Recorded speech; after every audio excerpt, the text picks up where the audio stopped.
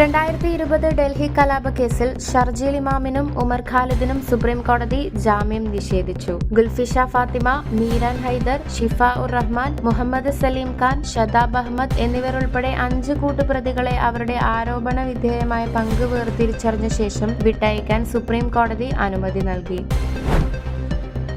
സുരക്ഷാ കാരണങ്ങളാൽ ഇന്ത്യയിൽ മത്സരങ്ങൾ നടത്താൻ ആഗ്രഹിക്കുന്നില്ലെന്ന് വ്യക്തമാക്കി ബംഗ്ലാദേശ് ക്രിക്കറ്റ് ബോർഡ് സുപ്രീം കോടതിക്ക് കത്തെഴുതിയതിനെ തുടർന്ന് 2026 വരാനിരിക്കുന്ന T20 ലോകകപ്പിനുള്ള പുതിയ ഷെഡ്യൂൾ അന്താരാഷ്ട്ര ക്രിക്കറ്റ് കൗൺസിൽ തയ്യാറാക്കുന്നു. ഇന്ത്യയും ബംഗ്ലാദേശും തമ്മിലുള്ള ബന്ധം വഷളായതിനെ തുടർന്ന് ചെയർമാൻ ജയ്ഷായുടെ നേതൃത്വത്തിലുള്ള ICC ടൂർണമെന്റിനായി പുതിയ ഷെഡ്യൂൾ വികസിപ്പിക്കുന്നതിനുള്ള പ്രക്രിയ ആരംഭിച്ചു.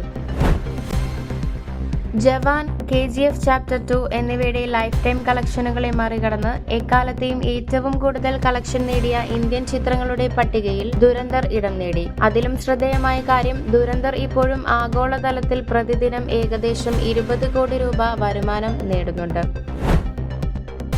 പുനർജനി പദ്ധതിയിൽ മണപ്പാട്ട് ഫൗണ്ടേഷനും അതിന്റെ CEOക്കെതിരെയും CBI അന്വേഷണത്തിന് ശുപാർശ. പ്രതിപക്ഷ നേതാവിനെ കൂടാതെ മണപ്പാട്ട് ഫൗണ്ടേഷൻ എന്ന NGOയ്ക്കും അതിന്റെ ചെയർമാൻ അമീർ അഹമ്മദിനെതിരെയും FCRA നിയമപ്രകാരം CBI അന്വേഷണം വിജിലൻസ് ശുപാർശ ചെയ്തിട്ടുണ്ട്. മണപ്പാട്ട് ഫൗണ്ടേഷന്റെ CEO അമീർ അഹമ്മദും VD സതീശനും ചേർന്ന് നടത്തിയ ഗൂഢാലോചനയുടെ ഭാഗമായാണ് പ്രളയബാധിതരെ പുനരധിവസിപ്പിക്കാനെന്ന പേരിൽ വിദേശത്ത് പണം പിരിച്ച് കേരളത്തിലേക്ക് അയച്ചത് ആരോപണം ഉയർന്നിരുന്നു.